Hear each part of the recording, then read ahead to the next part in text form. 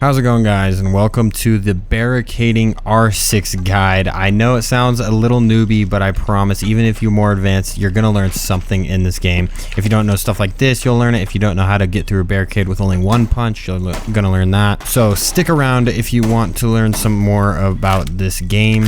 Barricades are one of the easiest things to get the hang of, but you really got to do your research, and basically I did it all for you. So we're going to do that for you, and I'm going to show you how you're going to be able to actually one punch through a thing and vault through it with just one punch instead of two. You can do this for Windows, everything. So I'm going to show you that. So stay tuned if you want to see more of that. Alright guys, so I'm going to try to section this off as good as I possibly can. There's a lot to talk about barricades. I know it seems a little weird that there's so much to talk about barricades, but there is. So I'm going to show you everything from the big doors and the big windows, since they kind of work the same, and then the little windows and the little doors, because those both work the same. So these barricades are made up of a ton of panels, but no matter what size they are, 10 is the magic number to break them with bullets. So 1, 2, 3, 4, 5, 6, 7, 8, 9, and then this one will break the entire barricade no matter what. Same thing goes for the littles, same thing goes for the small doors as well. So everything,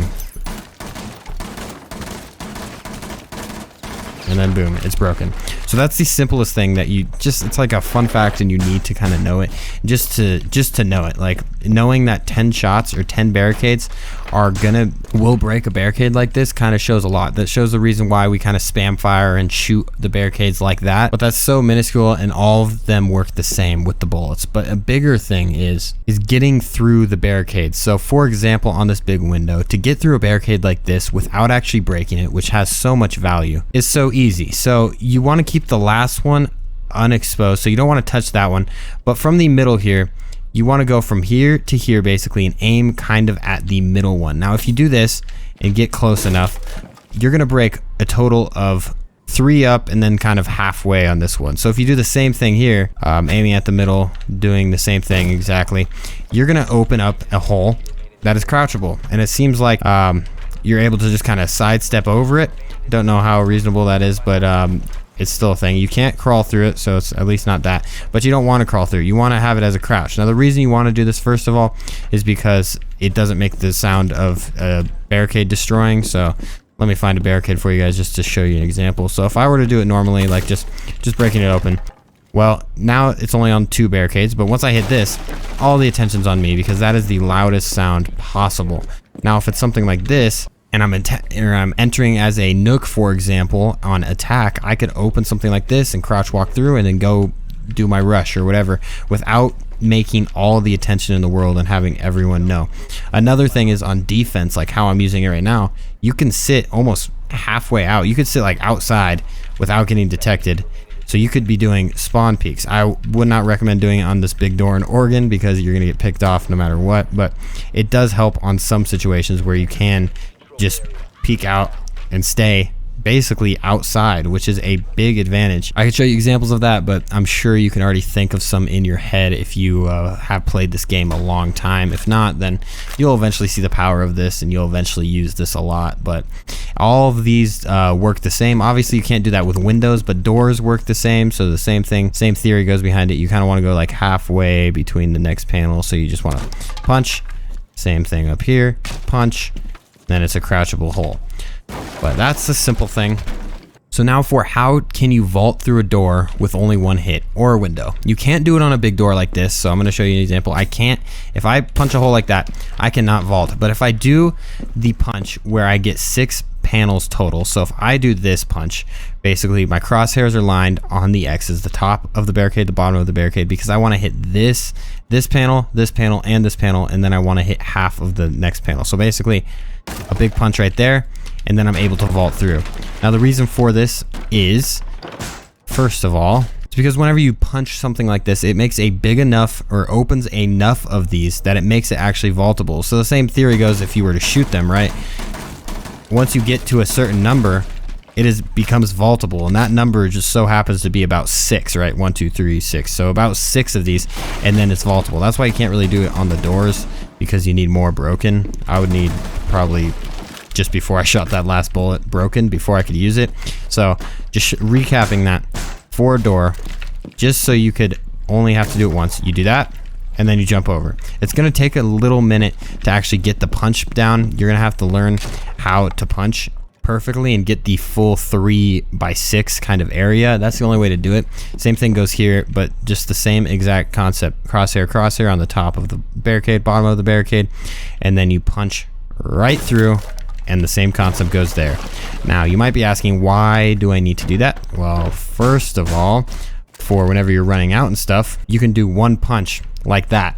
Now if that see what I mean there? Because usually you would have to double punch the thing, but instead you could do one punch, and it works the same way on attack. It's just different, and it creates misinformation for the defense or attackers, just your enemy team, because it's only one punch, and then the second punch is usually whenever you're jumping, or the third punch is usually when you're jumping, but instead it's going to be the second punch, and then you're going to be out here shooting away. So barricades are very interesting, but hopefully this kind of showed you how the barricade system works. It's all very, very relative, very, very easy, just once you get the hang of it down. So I would go first and practice this way, trying to get the bottom half. So just line it up, punch. See, I missed that one, so that happens sometimes. And then the same thing here, punch, and then practice getting through doors this way. There's a lot of power in doing this, a lot of spawn peak potential, and on attack it's very, very quiet compared to this whole sound, which is a big deal. Now, the last thing I got for you guys is sound. That's the last thing I have written down. I don't know what else to get put in barricades, but this is Siege Basics. I'm going to put everything you can, and I know that a lot of people probably don't know how to do the punching thing I showed, or the other stuff I showed, like how to jump through a window with only one punch, stuff like that. But now a lot of people don't know how the sound system works, especially newer players. If you're a more advanced player, this might be where you want to click off, but for newer players, sound works only in open areas. So there's a reason why maybe in some games you see people shotgunning. Say this is like a garage wall on Chalet or something. They're going to come here and they're going to shotgun something like this. They're going to shotgun a hole open. And the reason for this is that lets sound travel through. Now, the same thing goes for barricades, like so. If I punch a hole in here, well, I'm going to start hearing stuff outside way easier, and the same thing with walls. It's the same exact concept. Sound travels that way in Siege, and that's why a lot of people are always hating on sound in Siege, because they just don't understand how it works. Now, once you master it, then you master it. And just remember, if you open stuff like this, it might mislead you if you're not used to sound. You might think someone's somewhere else when really they're outside, but you just don't recognize the sound quite yet. So basically the only part of that you need to pick up on for a newer player is if you want to hear outside and you are trying to sound horn stuff, just break open a small hole in the corner like that. I'll show you on a fresh barricade. You just want to break open something really small so they don't really notice it per se, but it's just like a one hole size. Obviously I did two, but only one's going to be showing outside.